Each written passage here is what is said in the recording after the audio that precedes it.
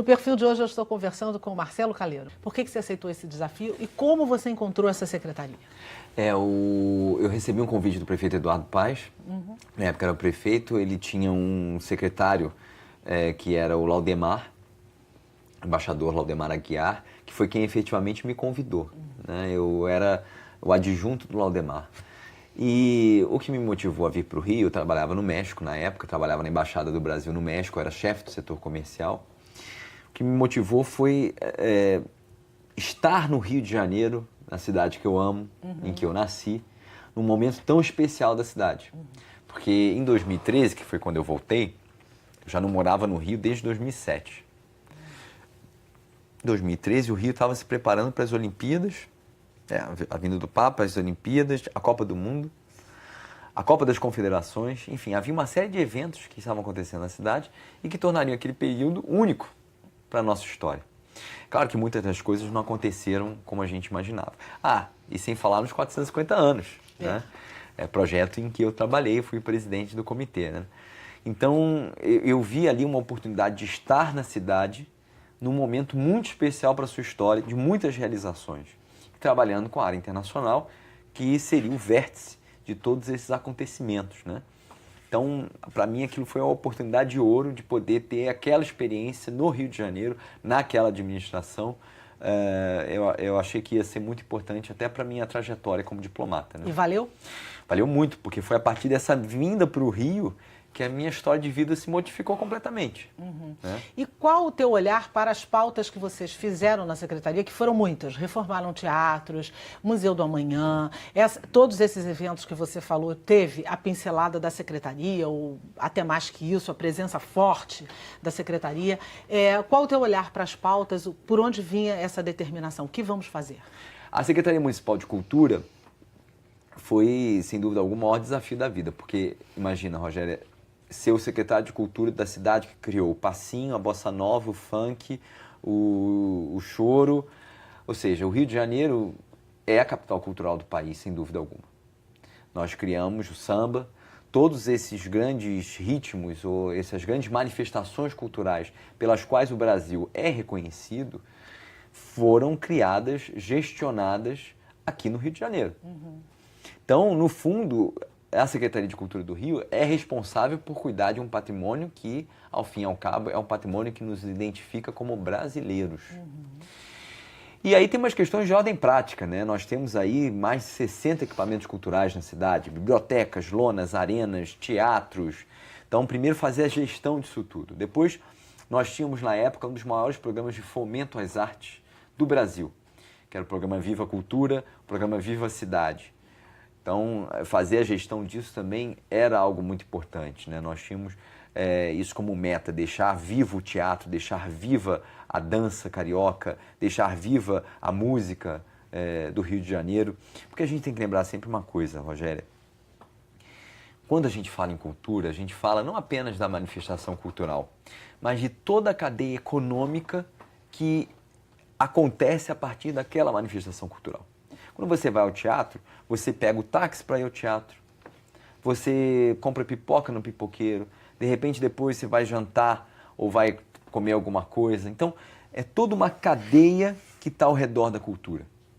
Então, isso é importante para movimentar a economia da cidade. E o Rio de Janeiro, sendo essa capital cultural, é uma vocação, claro, muito natural do Rio estar sintonizada na cultura. Fazer com que a cultura possa ser também um ativo, do seu ponto de vista também econômico.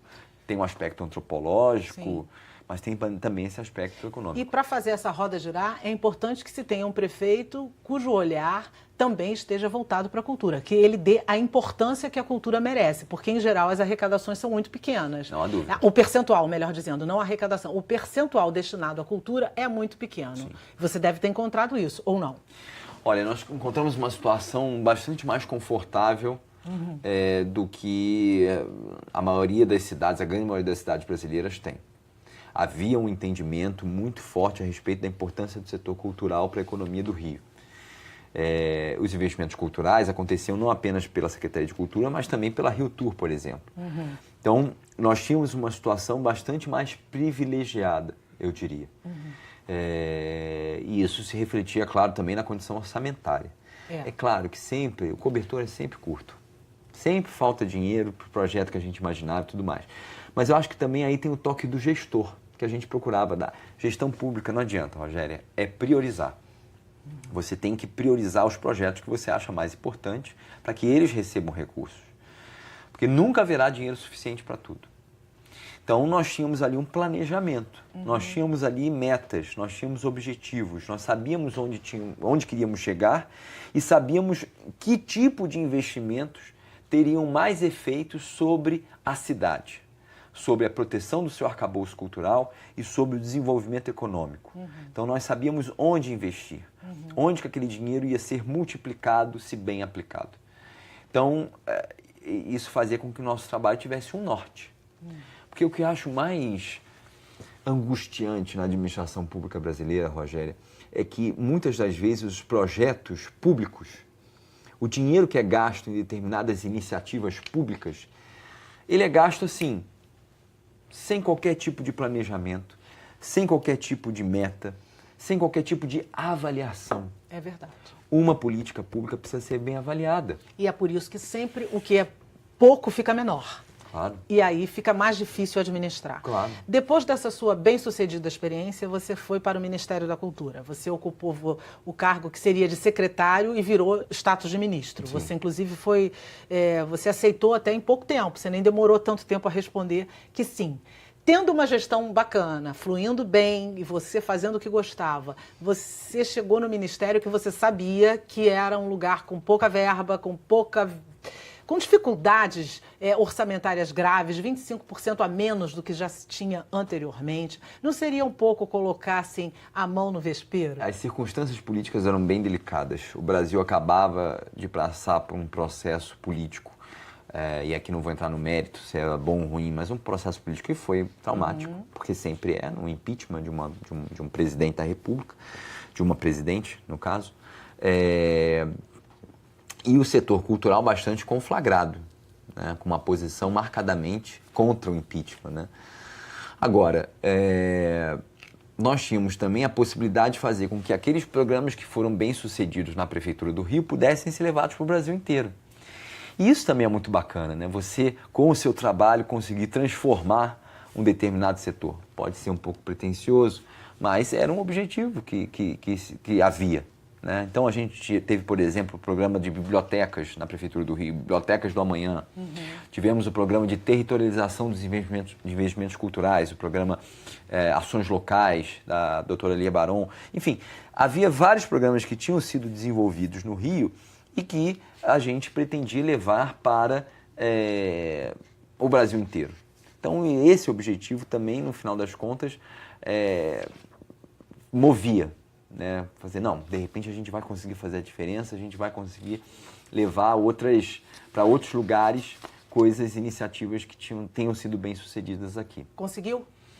Infelizmente o tempo foi muito curto. Você encontrou a casa muito desarrumada? Muito, muito. O Ministério com uma dívida enorme, uma situação em termos de pessoal, em termos de recursos, muito complexa, muito difícil, muito aquém do que se poderia esperar para um ministério tão importante quanto o Ministério da Cultura. Você tinha essa noção? Não. Sabia que havia uma gravidade ali, mas não tanto. Uma situação de total descalabro. Inclusive pessoal? Inclusive pessoal. Inclusive em termos de pessoal. Recursos humanos, recursos financeiros, tudo. Uma situação bastante complicada. As leis que hoje favorecem a cultura, sob sua análise, são pertinentes, não são, devem ser aprimoradas, não devem ser refeitas? Qual a sua visão sobre isso? Elas devem ser aprimoradas, devem ser atualizadas, há muitas distorções que precisam ser corrigidas. Agora, eu sempre falo, não podemos demonizar a Lei Rouanet, por exemplo.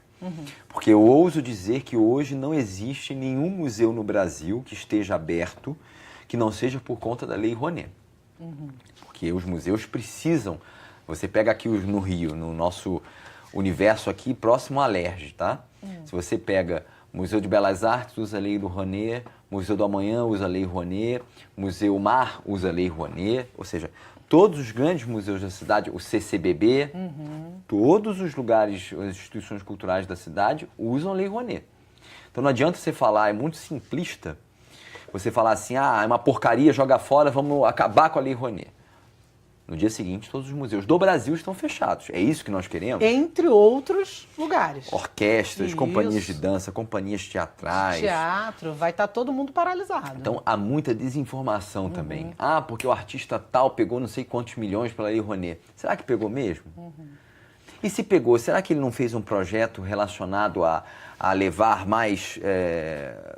sei lá, concertos para os Até porque cidadãos? a lei tem contrapartidas, né? O que Várias, pouca gente sabe. As várias. pessoas que pegam um volume muito grande de dinheiro, elas também têm um volume de Várias. contrapartida muito grande. Várias. Isso também é real, né? Eu lembro, eu vou aqui ilustrar com uma coisa muito pontual. Eu estava em Brasília como ministro e havia um deputado determinado que era muito contra a Lei Rouanet. Adorava falar mal da Lei Rouanet. E nós fomos na inauguração do Memorial JK, que fica em Brasília, das novas rampas de acesso para pessoas com deficiência. Uma obra que havia sido financiada pela Lei Rouanet. E quem estava na inauguração? O tal deputado. Eu também não perdi a oportunidade. Eu falei, senhor deputado, o senhor que fala tão mal da Lei Rouanet, o senhor está aqui hoje nessa inauguração tão bonita, o senhor sabe que essa inauguração só está sendo possível por causa da Lei Rouanet?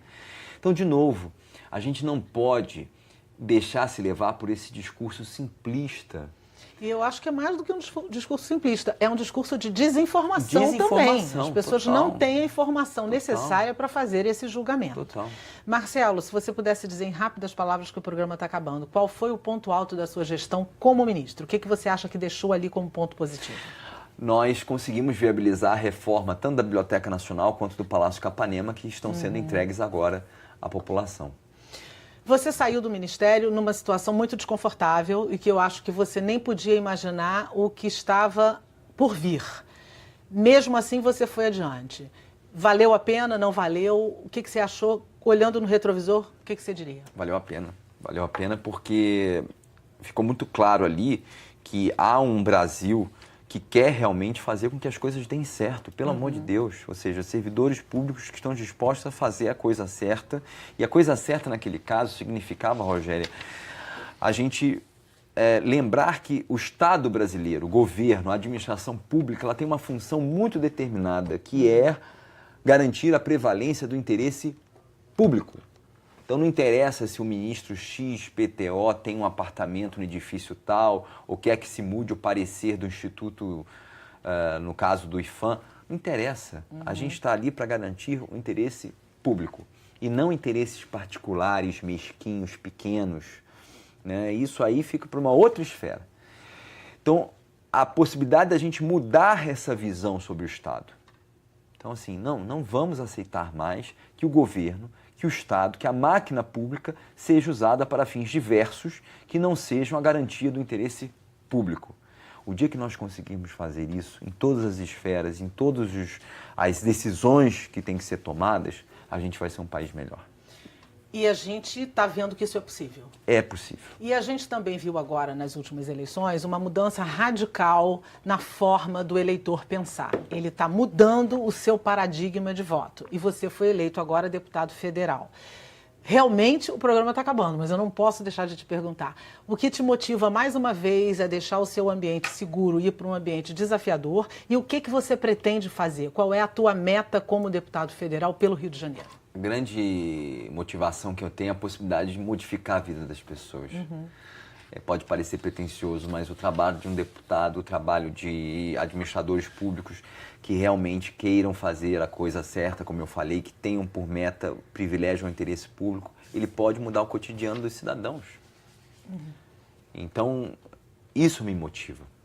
E no final das contas, a gente vai ter um mandato que vai ser dedicado à educação, à cultura, ao combate à corrupção, ao Estado eficiente e ao Rio de Janeiro. Precisamos que a bancada federal do nosso Estado esteja firme na defesa do Rio, porque nós vivemos a maior crise da nossa história. Rogério, olha onde nós chegamos. Parece que no fundo do poço tinha um alçapão, né? Porque, assim, é uma situação desesperadora. Então, precisamos sim que os nossos deputados estejam trabalhando a favor do nosso Estado. É uma missão. Uma missão. É uma missão que você está encarando de peito aberto, De peito eu aberto, acredito. graças a Deus. Com a sua história. Eu acho que isso é o mais legal. É chegar lá com a sua história. Que história eu estou trazendo até aqui? Isso vai com certeza fazer a diferença no seu mandato e espero que faça dos que estão lá. Um motivo de orgulho? Motivo de orgulho? Minha família. Um motivo de arrependimento? Arrependimento. Motivo de arrependimento. Talvez não ter me dedicado tanto a línguas estrangeiras. Eu falo por força da profissão, mas talvez pudesse ter me dedicado mais. O melhor da cultura brasileira é o quê? É o brasileiro. Que é bastante criativo. Exato. Chegamos no nosso momento literário, Marcelo. Eu vou indicar um livro que se chama, eu acho muito oportuno, ele fala Direitos Máximos, Deveres Mínimos. Eu acho que todo mundo precisa saber que direitos têm deveres, não é? Isso é importante. É o Festival de Privilégios que assola o Brasil. Acho que tem um pouco a ver com a nossa conversa. O autor dele chama-se Bruno Garchagen. Está aqui. Essa é a minha dica. Eu acho que é muito interessante a gente pensar sobre essa questão de deveres e privilégios, né? E que aqui no Brasil muitas vezes a gente tem mais privilégios que deveres. Qual é a sua dica, Marcelo? Bom, primeiro a gente falou de história do Rio. Tem um livro do Nireu Cavalcante, que é maravilhoso, Rio de Janeiro Setecentista. Quem curtir a história do Rio não pode perder esse livro. Depois, um autor que eu amo de paixão, que é o Lima Barreto. Qualquer livro do Lima Barreto vale a pena. Mas os contos de Lima Barreto são maravilhosos. Concordo. Então, tem um livro de contos de Lima Barreto, qualquer livro de contos. Tem, inclusive, muitos deles que estão na internet. É só jogar lá. A Nova Califórnia, por exemplo, é um conto maravilhoso. Recomendo. E tem um clássico da nossa literatura, que é Sempre Tempo de Revisitar, cuja leitura é uma leitura que não é, digamos, fácil, mas que é um livro maravilhoso, que é O Grande Sertão Veredas, do meu colega diplomata Guimarães Rosa. Esse é quase sempre indicado aqui, já foi indicado várias e várias vezes. Não à toa é um clássico, não é? Marcelo, chegamos ao final do programa. O seu aplauso vai para quê ou vai para quem? Acho que meu aplauso vai para o povo brasileiro, que mais uma vez soube se reinventar, soube renovar a política. Num cenário de muita descrença, a gente mostrou sim que vale a pena participar do processo eleitoral, que vale a pena decidir, que a gente quer reconstruir o nosso país. A sua indignação vai para quê ou para quem? Com a velha política. A velha política que nos trouxe até esse lugar de crise. Minha indignação vai para a velha política. Muito obrigada. Obrigado a você. Obrigada a você pela entrevista. Foi muito bom te receber, muito bom conhecer mais da sua história. Muito obrigada e te desejo obrigado. todo sucesso do mundo nessa nova empreitada que não é fácil, mas necessária. É isso. Muito Valeu. obrigado, Super obrigada a você. Obrigado. A você que esteve conosco até agora, muito obrigada pela sua atenção e pela sua audiência e também por nos ajudar a localizar as crianças desaparecidas que veiculamos aqui na nossa programação. Perfil está no ar toda segunda-feira às 23 horas, com representações sábados às 11 da manhã, domingo às 7 da noite, além das mídias sociais. O Bom Papo passa por aqui. Espero vocês. Até lá, TV Alerj, o canal do Povo Fluminense.